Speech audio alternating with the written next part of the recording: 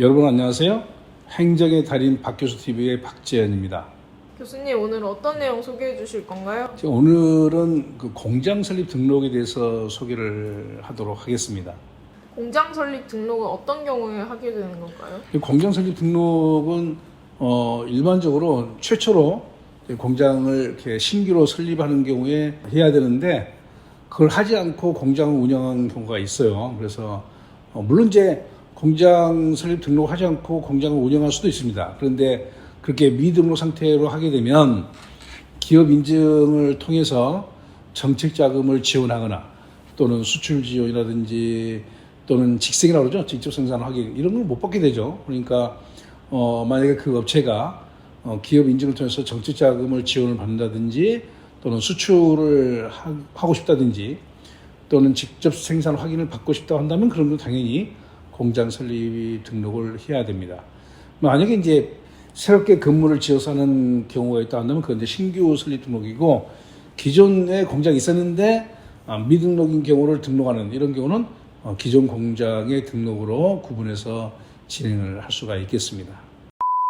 신규 설립 등록과 기존 공장 등록은 어떤 차이가 있나요? 신규 설립 등록은 아무것도 없는 상태에서 이제 공장을 만드는 것이기 때문에 이건 이제 건축행위부터 해야 되겠죠. 용지를 구입하고 용지 구입 때부터 검토할 사항도 있고 또 이제 건축물 축조할 때 건축행위 할 때도 검토할 사항이 많은데 건축사에게 도움을 청해서 건축행위를 하는 것은 당연한 것입니다. 그래서 기본적으로 이제 용지를 매입할 때는 공인중개사 통해서 여기에 공장 설립이 가능한 용지인지 그런 지역인지를 검토를 받아야 되겠죠. 그래서 그걸 받고 이제 건축사를 또 이제 이렇게 선임해가지고 자기가 원하는 공장의 설계를 또 이제 의뢰하고 또 시공사 정해서 공장을 이렇게 설립하는 그 건축행위를 해야 되겠죠. 근데 그 용지를 구입할 때 이제 먼저 여러분들이 좀 주의하고 확인할 사항이 그 용지가 계획 입지가 있고 개별 입지, 자유 입지가 있습니다. 근데 계획 입지라고 하는 것은 국가라든지 또는 지자체가 공장 단지로 다 미리 준비를 해 놓은 것이기 때문에 계획 입지로 되어 있는 땅 용지를 매입하게 되면 공장 설립의 절차가 훨씬 더 간소화됩니다. 그런데 계획 입지가 아닌 개별 입지, 이른바 자유 입지를 선정해서 하게 되면 상대적으로 절차가 까다롭겠죠. 근데 자기가 이제 생각하는 것에 따라서 계획 입지로 들어갈 것이냐 아니면 개별 입지를 매입할 것이냐 이건 선택의 문제니까 여러분들이 원하는 방향으로 선택을 하시면 되겠는데 다만 공장 바닥 면적이 500제곱미터 미만인 경우 좀 조그마한 규모겠죠. 이런 경우는 제2종 근린생활시설에도 등록이 가능합니다. 이건 이제 나중에 소규모 공장 등록에서 별도로 한번 또 다루기로 하겠습니다.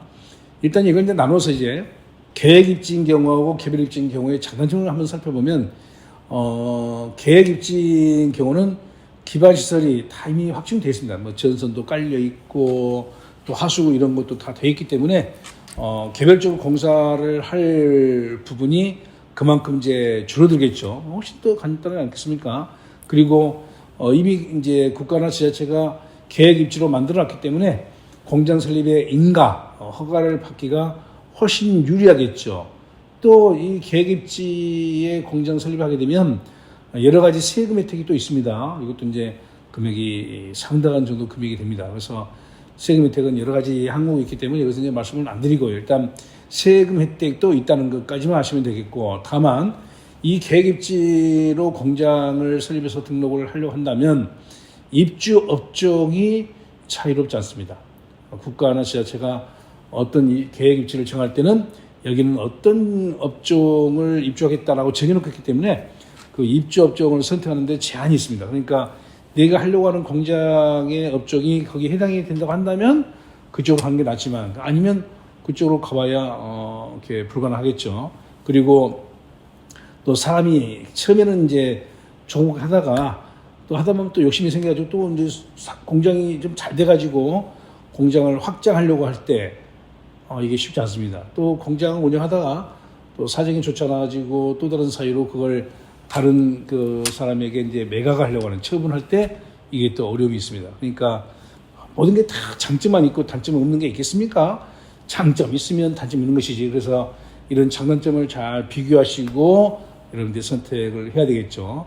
그에 반해서 개별 입지. 그러니까 이건 이제 계획 입지의 장점은 개별 입지의 단점으로 볼 수 있겠고, 계획 입지의 단점은 오히려 개별 입지의 장점이 되시는데, 뭐 구체적으로 언급한다면 개별 입지인 경우는 어디에, 장소, 또 언제부터 이런 것들을 선택할 수 있는 그런 폭이 있죠. 그리고 업종에도 제한을 받지는 않습니다. 크게 물론 이제 안 되는 것도 있습니다. 그것이 이제 생산 녹지라고 한다면 또 안 되는 게 있어요. 나중에 또 이건 별도로 하겠지만, 그래서 업종의 선택의 폭이 넓다는 것이고, 그리고 나중에 이제 공장을 좀 늘리고 싶다 할 때 확장을 한다거나, 이제 더 이상 못하겠네 하고 그 공장을 처분을 하려고 할 때도 자유롭게 할 수가 있다는 장점이 있죠. 그리고 이제 대부분 그 공장을 설립하는 그 토지가 무슨 뭐 비싼 토지는 아니겠죠. 그래서 상대적으로 저렴한 토지를 매입해가지고 공장 설립을 해서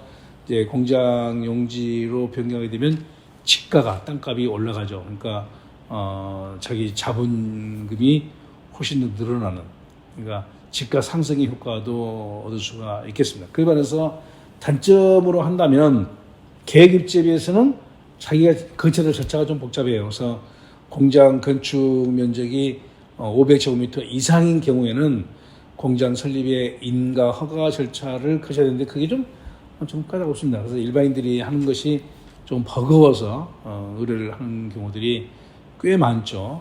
그 다음으로 기존 공장을 등록하는 경우는 A라는 사람이 공장을 운영하다가 나는 더 이상 못하겠다 하고 이제 그걸 매각하는 경우에 그걸 매입했다든지, 또는 이제 어떤 이런저런 자금난 때문에 그 공장을 자기가 운영 못하고 경매로 나온 경우, 경매에 입찰해가지고 낙찰받는 그런 경우도 있겠죠. 그래서 기존 공장을 매입했거나 또는 이제 경매 등을 통해서 구입한 경우에 그 공장이 이미 다 등록이 되어 있다 한다면 이런 절차를 거칠 필요가 없겠죠. 근데 그런 경우에 종종 미등록 상태가 있습니다. 그런 경우 등록을 해야 되겠죠. 그런데 그 공장이 등록할 수 있는 요건이 상당히 충족이 되어 있는 경우가 있습니다. 그런 경우는 이제 빠져 있는 부분만 좀 보완해서 하면 되겠죠. 근데 그렇지 못한 경우에는 다시 이제 최초 설립처럼 건축사하고 협의해가지고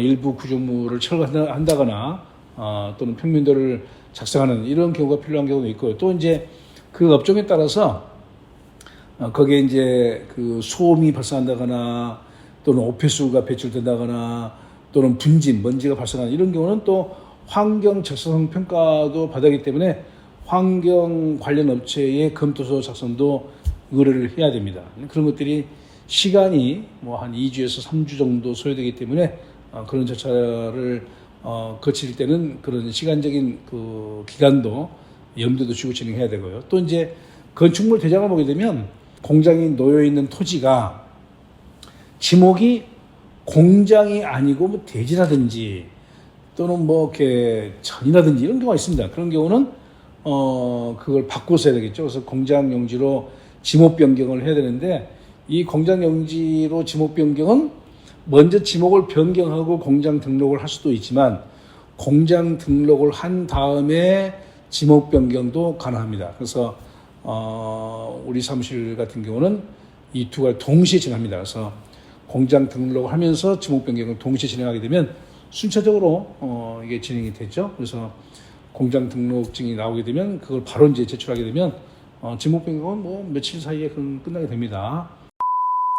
향후 공장 등록 관련 영상에 대한 계획이 따로 있으실까요? 이제 공장 등록에 관련된 내용이 굉장히 다양하고 많기 때문에 오늘 이제 영상에는 그걸 다 소개하기 어렵기 때문에 오늘은 기본적인 사항만 말씀드렸고, 앞으로는 생산 녹지 지역에 공장 등록이 가능한지 가능한 경우도 있습니다. 잘 검토하면 그것도 한번 별도로 영상을 준비할 것이고요. 또 소규모 공장 등록은 어떻게 하는지 그것도 한번 별도로 준비하고요. 또 공장을 설립했는데 증설을 하고 싶다 할 때 증설 승인을 받는 절차, 또 이미 있는 공장의 일부의 그 공간을 빌려가지고 하고자 하는 임차 공장의 등록, 업종을 변경하고자 할 때 업종 변경의 승인 이런 것도 이제 별개로 나눠서 할 수 있겠죠. 그래서 이제 오늘 포괄적인 내용, 기본적인 내용을 소개했고요. 앞으로는 이제 또 개별적으로 오늘은 총론이라고 한다면 감론으로 나눠서 뭐 3개에서 5개 또 이제 여러분들이 또 이렇게 원하는 부분이 있다고 한다면 그 부분까지 또 별도로 영상을 준비해서 업로드를 할 계획을 가지고 있습니다. 오늘 준비한 영상은 여기까지고요. 공장 설립 등록 관련해서 추가적인 그 의문이 있는 분들은 전화 주시면 안내를 해드리도록 하겠습니다. 끝까지 시청해 주신 여러분 고맙습니다.